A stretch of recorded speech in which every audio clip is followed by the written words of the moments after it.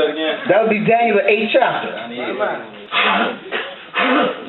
And I'm going to start at the 8th verse. I'm sorry, at the 1st verse. And let's get an understanding of who and what is what. In the 3rd year of the reign of King Belshazzar. Belshazzar was the last ruler of the Babylonian Empire. After Belshazzar, that was it. A vision appeared unto me, even unto me Daniel, after that which appeared unto me at the first. And I saw in a vision, and it came to pass when I saw that I was at Shushan in the palace, which is in the province of Elam.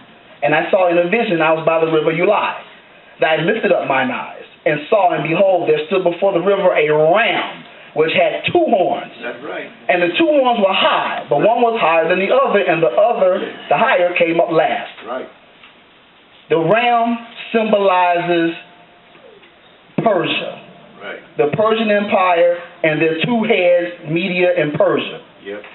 I saw the ram pushing westward and northward and southward, which means the expansion of the Persian Empire, how we're established. So that no beast might stand before him, neither was there any that could offer or deliver out of his hand. Yes, right. But he did according to his will and became great. And I was considering, behold, a he-goat came from the west on the face of the whole earth, and touched not the ground. And the he-goat had a notable horn between his eyes.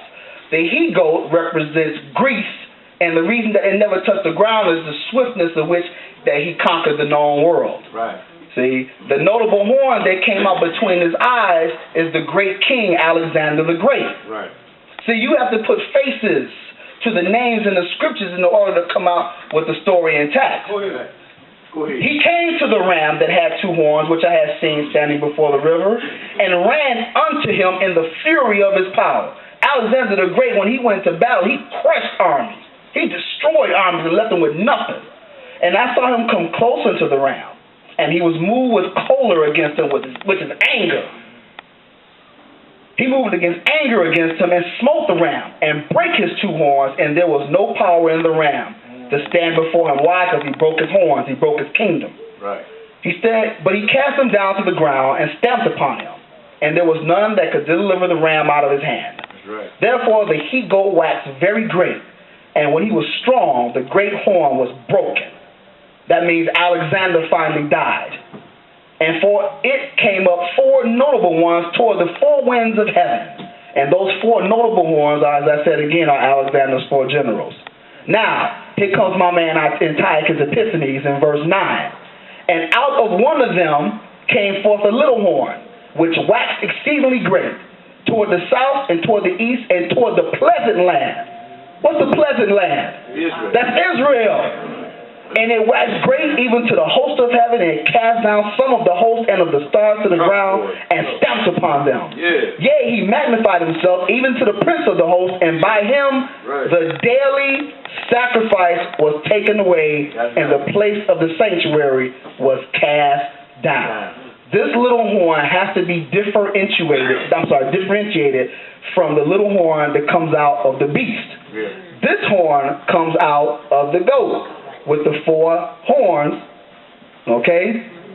This is a different different image than the one in chapter 7, where you have the beast with the 10 horns, where the little horns comes up and plucks 3 of those kings from the beast. Wow. See, the beast means the revised Roman Empire. There's going to be a horn that's going to pluck up 3 of those kings in our time. Yeah. See, when this happens in our time, when you see a notable figure get ready to stand in the temple and proclaim himself to be Yah, and not only that, but this pope or this person might take a statue from wherever, like St. Basilica in Rome, and bring it to Jerusalem, proclaim himself to be God, ask you to worship him, have an image of jealousy, have himself as God, and then the sacrifice is going to be the blood of the saints. Psalms 148 and 14. It tells you that the saints are the children of the Most High, the children of Israel. And in Daniel, he tells you that this little horn is going to wear out the saints of the Most High. Wear them out. That's why the unity thing is so important that we're running, because in the end, I'm going to tell y'all, it's not going to be any more Shabbat services out in the open. It's going to be underground Shabbat services. Okay? You can figure out going to the Frito-Lay store to get you a Frito-Lay and a pint of ice cream. Those things are going to be obsolete when this man comes for God's chosen. This little horn, the one that Antiochus Epiphanes during the time of Alexander had a hatred for our people. And this other little horn is going to have the same hatred, the same ferocity towards us, and he's going to try his best to open up that flood in Revelation 12 and try to cause that water to catch us. See? So that's why unity is so important. It does not take long to erect a building. You know what I'm saying? It does not take long to erect a building. This thing is heading towards, an end, a considerable end. When the scripture says that the armies are compassed about around Jerusalem, you can see Yah drawing the armies of the world into that region. He is drawing the armies of the world into that region. Everybody is getting drawn into this conflict. Everybody wants to have a hand in getting Gaddafi out now. See? Everybody wants to jump in and throw him out. He's been in power 45 years. Blowing up jets, killing folk. You know what I'm saying? Masterminded all kind of terrorist plots. And now now all of a sudden, now he's a monster. Louis Farrakhan gave a surprising support of confidence for Gaddafi at Sunday. Yes, he did. Did he not, Rabbi? Right. Did he not? Yep. He called America the devils and said the devil is messing with this man. Right. That's true. You see what I'm saying? So, exactly. He's telling the absolute truth. But we don't want to hear that because most of us are socially, what's the word I want to use for the day? We have to be socially acceptable. But Farrakhan is telling the truth, but because he's telling it, it's a problem. You know what I'm saying? Someday, what's his name? Emmanuel going to want to sit down with him in a minute if he keeps saying that stuff. Right. See, but Farrakhan got money. He got money that the United States didn't give him. So he don't care what they think. Because they didn't give him his money, Gaddafi gave it to him. See? So he's not worried about nothing that the United States says, but my whole focus is getting back to what we were talking about what happened during Antiochus Epiphanes' time and what's going to happen during our time. Because this is definitely the last days. Yes, right. This is most definitely, we are seeing scripture being fulfilled at proportions that I've never seen before. Every time you look, you see a new country coming up in the scriptures that's telling you that the signs of the end is coming. Absolutely. Just the end of the age, not the end of the world. This age is about to cease. The Gentile world system is about to go down, Rabbi.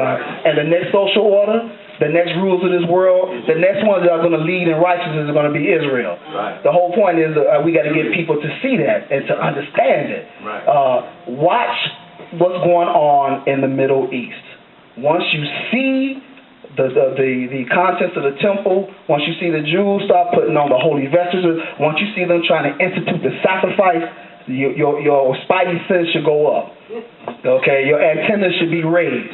Okay, because this is the time that this is going to happen. Never before since 70 A.D. have they even thought about constructing a temple. The Jews been in the land since 67, or I'm sorry, this is 48 in Golda Meir's time. They never instituted a temple restoration plan during that time. It's just funny that it's happening now. You know what I'm saying? Right now, during this time, while all the armies of the earth are being drawn into conflict. You know what I'm saying?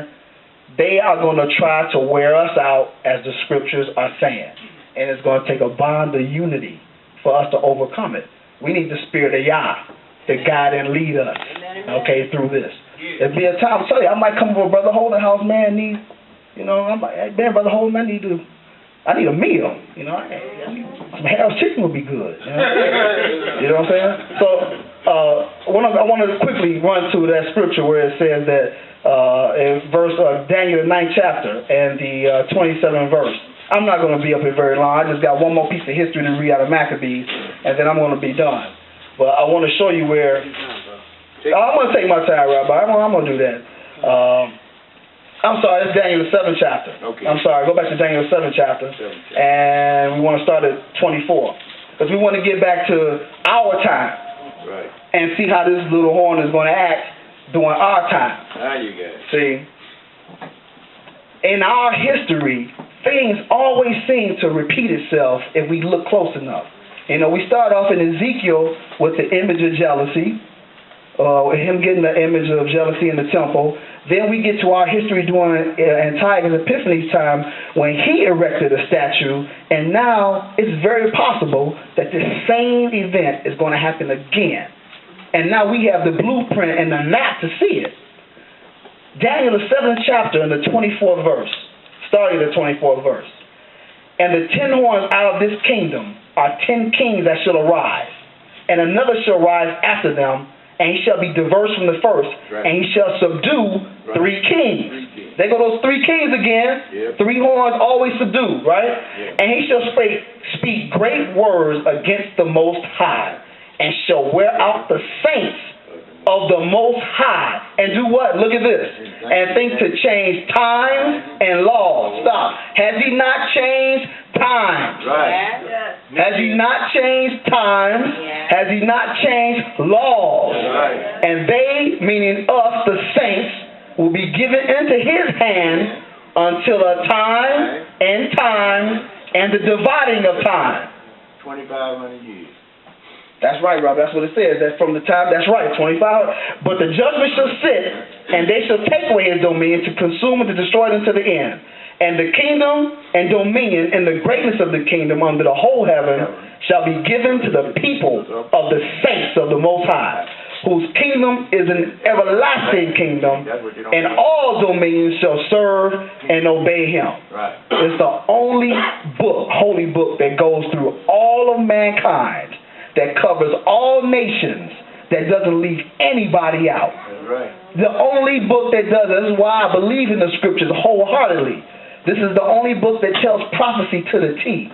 If you look at these prophecies, this is all history. Antiochus Epiphanes really lived. The 4 generals really lived, and Daniel foretold them before. Right. Before these events happened, long before Daniel foretold them. So we have trust to believe in them. Now, when the Antichrist, or this little horn, comes against us, what does Scripture say that we're supposed to do to avoid this calamity? There's got to be a program that the Creator had in place for us to avoid what's about to happen. Yep. Now, we're going to go to Revelation, the 12th chapter. Yep. And if I did this on a TV show, I'm pretty sure there would be a host of folk that would be very upset at the rendering of this scripture.